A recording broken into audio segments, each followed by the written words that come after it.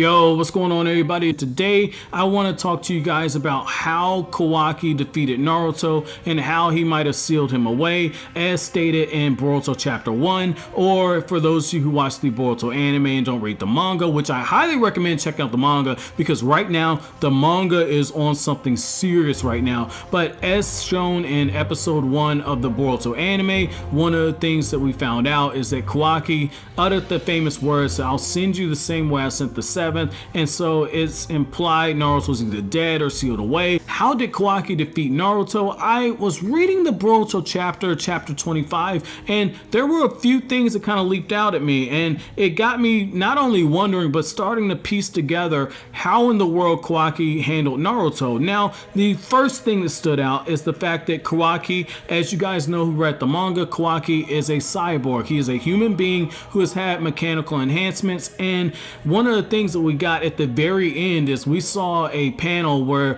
you had Kawaki's face and you had Naruto's face, and Naruto's kind of looking. That in itself is foreshadowing. The reason why I say that in itself is foreshadowing is when you read manga, one of the things that you have to keep in mind is that you can't waste pages, and it's very important to convey things like that when you're just looking at telling the story, because manga is a visual medium. And so the reason why I thought that was interesting is when you look at all that, obviously Kawaki and Naruto, they have a connection, and in the very last page it looks like Naruto's looking over his shoulder, or his eyes are looking down at the knocked out Kawaki. Now, why in the world does it have anything to do with Naruto being captured or sealed away? Well, we don't know what in the world Jigen or whoever at the car organization did to Kawaki, and we don't know how they kind of planned around the Nine Tails, because Naruto and Sasuke existing in this part of the timeline basically kills the tension.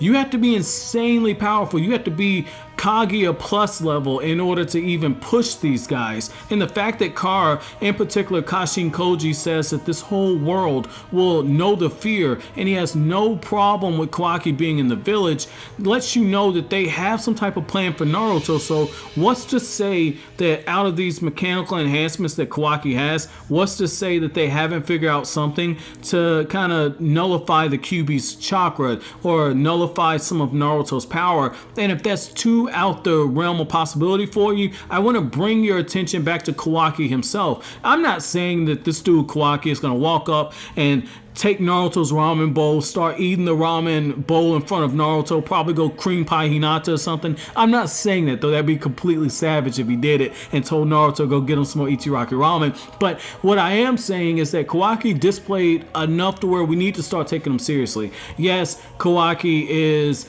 fatigued in this chapter, but at the same time, a fatigued Kawaki was able to eviscerate the upper half of somebody's body when they weren't paying attention to him. He was able to pierce a guy through the sternum with that strange ability as where he can change his arm into a weapon. And the other thing with Kawaki is he was making these huge explosions. Granted, it's nowhere near what Naruto's capable of doing. Hell, it's not even on the same level of a full power Bijudama. It ain't even there. But what you have to keep in mind when it comes to the Naruto series, if you catch someone off guard, you can defeat them. And so when you look at Kawaki, he's showing some feats that are closer in line with what you saw in early Shippuden when Data was first introduced. But at the same time, when you look at his ability, he can absorb ninjutsu and he can repel it back several times fold, the same way that Momoshiki was able to do. And the reason why I think that's interesting is when you look at one of Momoshiki's other abilities, he's able to absorb some of Naruto's chakra. Yes, Naruto, he can replenish chakra. That's the benefit of having the Kyuubi. But at the same time, Momoshiki was able to absorb that.